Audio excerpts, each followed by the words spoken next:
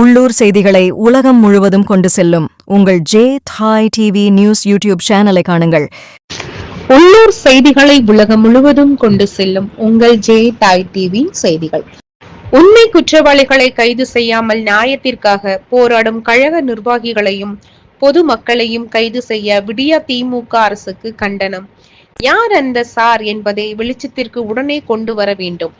பாதிக்கப்பட்ட மாணவிக்கு நியாயம் கிடைக்க வேண்டும். கோவை மாவட்டம் பொள்ளாச்சியில் திருவள்ளுவர் திடலில் கோவை தெற்கு மாவட்ட அதிமுக சார்பில் பாலியல் வன்கொடுமையை கண்டித்தும் சட்டம் ஒழுங்கை காப்பாற்ற தவறிய திமுக அரசை கண்டித்தும் அதிமுக தலைமை நிலை முன்னாள் அமைச்சருமான SP வேலுமணி அவர்களின் தலைமையில் பொள்ளாச்சி திருவள்ளுவர் திடலில் நடைபெற்ற கண்டன ஆர்ப்பாட்டத்தில் அதிமுகவினர் திமுக அரசுக்கு எதிராக கோஷங்களை எழுப்பி ஆர்ப்பாட்டத்தில் ஈடுபட்டனர்.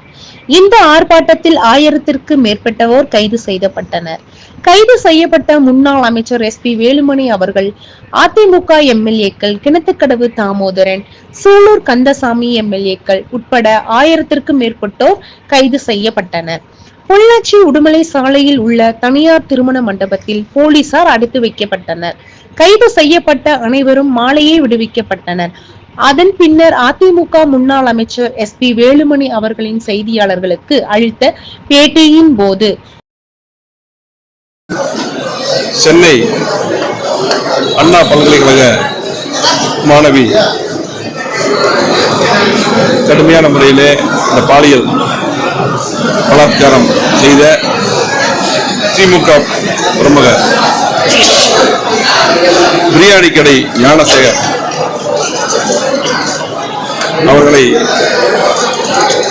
அவர்களுடன் யார் யார் இருக்கிறார் என்று உடனடியாக தெரியப்படுத்த வேண்டும் என்று எங்களது பொதுச் செயலாளர் முன்னாள் முதலமைச்சர் வருங்கால முதலமைச்சர் எடப்பாடியார் அவர்கள் யார் அந்த சார் என்று கேள்வி எழுப்பினார்கள். இன்றைக்கு தமிழ்நாடு முழுவதும் அந்த கேள்வி ஒழித்துக் கொண்டிருக்கிறது.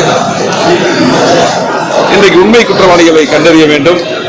இது போன்ற சம்பவங்கள் நடக்கக்கூடாது. தொடர்ந்து திமுக ஆட்சியிலே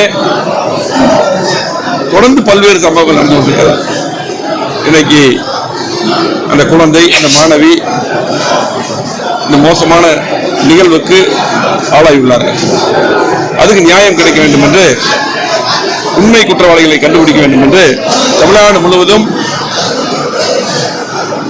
அதிமுக பொதுச் செயலாளர் எதிர்கட்சி தலைவர் எடப்பாடியார் உத்தரவு கொடுங்க, இன்னைக்கு ஆர்ப்பாட்டம் நடத்த உத்தரவிட்டார்கள்.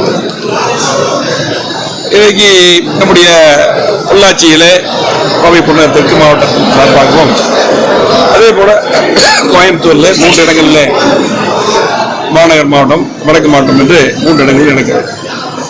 தமிழ்நாடு முழுவதும் எழுச்சியோடு கழக தொண்டர்களும் தோழர்களும் பொறுப்பாளர்களும் பொதுமக்களும் இன்று கலந்து கொண்டு நியாயம் வேண்டும் என்று இந்த போராட்டத்தை நடத்தினார்கள். ஆனால் காவல்துறை அதற்கு அனுமதிக்காமல், உண்மை குற்றவாளிகளை கண்டுபிடிக்காமல், அதே போல இன்றைக்கு அனைத்து பொதுமக்களையும் தொண்டர்களும் எல்லா பக்கம் இன்னைக்கு அரெஸ்ட் பண்ணியிருக்காங்க. அது மட்டும் இல்ல, யார் அந்த சார் என்று இன்றைக்கு இளைஞர்கள் எடப்பாடியார் எழுப்பிய கேள்விக்கு பதில் சொல்ல வேண்டும் என்று நிறைய பக்கம் போஸ்ட் ஓட்டினாங்க. அதே போல அந்த கேள்வி கேட்கின்ற இளைஞர்களையும் மாணவர்களும் அதே போல IT விங்குடைய எங்களது பொறுப்பாளர்களையும் ஓடி ஓடி போய் கைது செய்கிறாங்க, மிரட்டப்படுகிறார்கள். எனக்கு எங்க பார்த்தாலும் இன்னைக்கு பாலியலுக்கு நம்முடைய பெண்கள் ஆளாகிறார்கள். 6 வயதிலிருந்து 60 வயது வரை.